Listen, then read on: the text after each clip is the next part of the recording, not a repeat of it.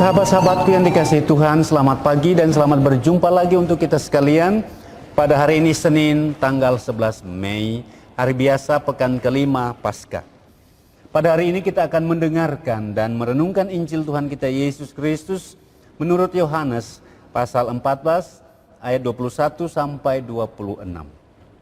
Mari kita membuka permenungan kita hari ini dengan tanda kemenangan Kristus.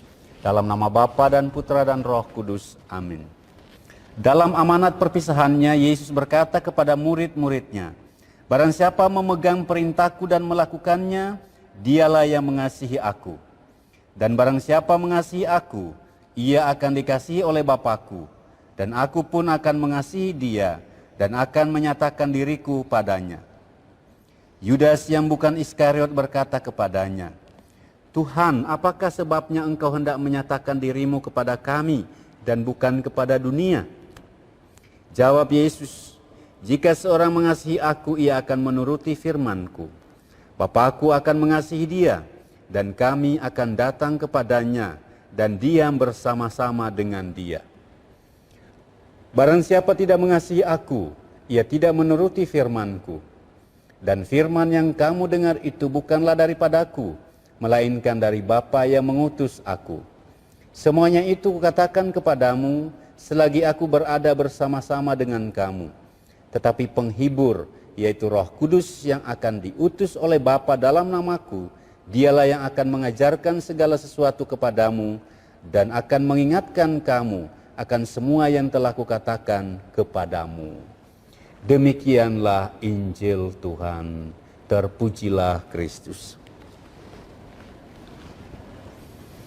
Sahabat-sahabatku yang dikasihi Tuhan, janji Yesus untuk tetap menyertai para muridnya dan mau tetap tinggal bersama mereka bukanlah janji palsu. Hal itu terbukti setelah ia bangkit. Ia datang menampakkan dirinya di hadapan para muridnya di Galilea. Hari ini melalui Injil Yohanes 14 ayat 21 sampai 26, janji Yesus itu dipertegas lagi dengan perkataan, "Jika seorang mengasihi aku, ia akan menuruti firman-Ku dan Bapa-Ku akan mengasihi dia dan kami akan datang kepadanya dan diam bersama-sama dengan dia." Ayat 23. Janji Yesus tentu tidak gratis. Artinya Yesus juga mengharapkan partisipasi para pengikutnya agar mereka memperoleh rahmat kasih Tuhan. Apa yang diharapkan Yesus dari para pengikutnya? Ialah menuruti firman-Nya. Sebagai wujud seseorang mengasihi dia. Selanjutnya Yesus juga menjanjikan roh penghibur, yaitu Roh Kudus yang akan diutus oleh Bapa dalam nama Yesus. Sahabat-sahabatku, di masa sulit seperti sekarang, kita semua tentu merindukan Sang Penghibur. Yesus menjanjikan kepada semua yang mengasihinya seorang penghibur agar di dalam kebimbangan, di dalam kesulitan dan kecemasan yang kita alami saat ini, kita tetap merasakan bimbingan dan penyertaan Tuhan dalam seluruh perjalanan hidup kita.